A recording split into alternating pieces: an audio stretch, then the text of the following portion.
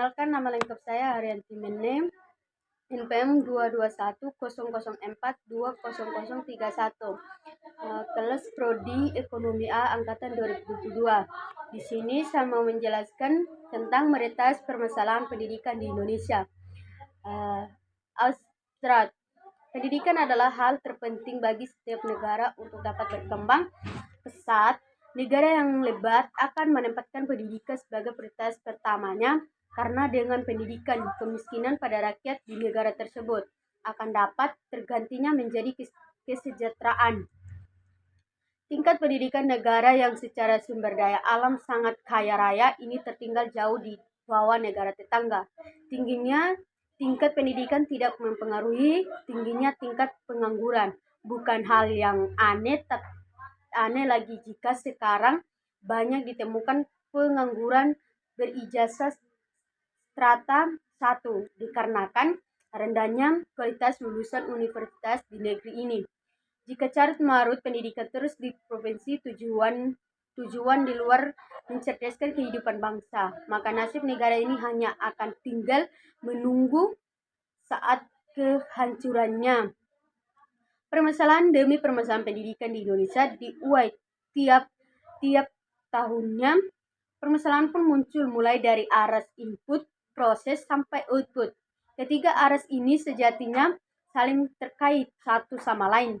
Input mempengaruhi keberlanjutan dalam proses pembelajaran. Permasalahan umum yang terjadi pada aras input yaitu penerimaan siswa baru di sekolah. Pada aras output yakni berkaitan dengan kelulusan, maka akan berhadapan dengan permasalahan yang masih gencar dipertahankan dan dipertentangkan, yaitu masalah UN atau ujian nasional. Semenjak tahun 2008, ujian nasional diwajibkan sampai tingkat SD atau sekolah dasar dan sederajat. Hal ini jelas menuai proses dari banyak kalangan dikarenakan bertentangan dengan program nasional wajib belajar atau wajar 12 tahun yang telah diperlakukan mulai tahun 2013. Wajar 12 tahun diwajibkan anak-anak berusia 7-19 tahun untuk mendapatkan pengembangan bangku sekolah, tetapi untuk dapat lulus dari SD saja anak dididik harus melalui tahap seleksi yang di sini ada pembahasan permasalahan pada tahap input. Kesalahan paling mendasar pada pendidikan dalam lingkungan keluarga adalah kurangnya apresiatif dari segala pihak, khususnya orang tua siswa terhadap penanaman nilai-nilai baik, terutama nilai kepemimpinan. Terkadang orang tua menyekolahkan anak hanya demi peningkatan derajat yang diharapkan dapat bertambah seiring gelar yang tercantum pada nama si anak, tanpa orang tua memberikan contoh dari perilaku mereka sehari-hari. Alasan yang sering terlontar makalah orang tua siswa berpendidikan rendah adalah mereka tidak akan mungkin bisa mengajarkan ilmu-ilmu yang sekolah tuntut kepada si anak. Mereka berpikir bahwa hanya guru yang mampu membuat anaknya menjadi pintar. Sementara orang tua yang berpendidikan tinggi terkadang beralasan tidak memiliki cukup waktu dalam menangani dan mengajari anak-anaknya untuk mengatasi hal tersebut. Mereka pun mengeluarkan anak-anaknya di sekolah swasta yang bergengsi, terlengkap dengan kegiatan ekstrakurikuler. Jika perlu, si anak diberikan pelajaran tambahan atau les seperti les musik, gambar, balet, bahasa Inggris, dan masih banyak lagi. Sini ada input, mempersiapkan pendidikan anak sebagai calon pemimpin. Kepemimpinan adalah faktor yang tidak bisa dipisahkan dari organisasi. Keluarga merupakan organisasi terkecil dan terdekat yang anak-anak temui setiap hari. Jika keluarga menjadi organisasi informal, maka sekolah adalah organisasi atau institusi formal. Sebelum anak belajar bersosialisasi dengan lingkungan, anak belajar nilai-nilai hidup dari perilaku orang tua atau orang-orang di sekeliling yang ia dikenal sebagai keluarga. Konsep kepemimpinan telah banyak dibahas semenjak zaman Yunani kuno. Banyak literatur yang membahas tentang kepemimpinan. Salah satu adalah Miskane dan Pellegrino tahun 2008. Mereka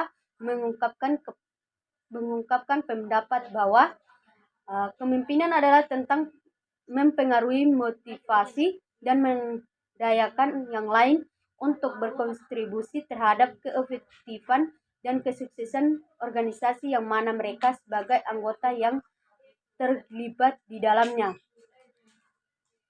Ini ada proses menciptakan budaya organisasi di sekolah.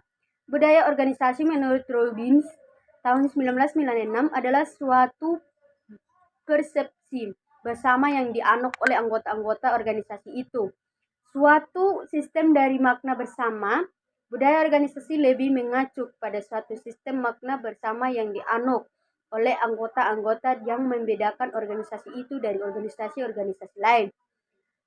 Davis dan Neutron tahun 1989 mendefinisikan budaya organisasi sebagai sekumpulan asumsi, kepercayaan, nilai, dan norma-norma yang dianut oleh para anggota organisasi.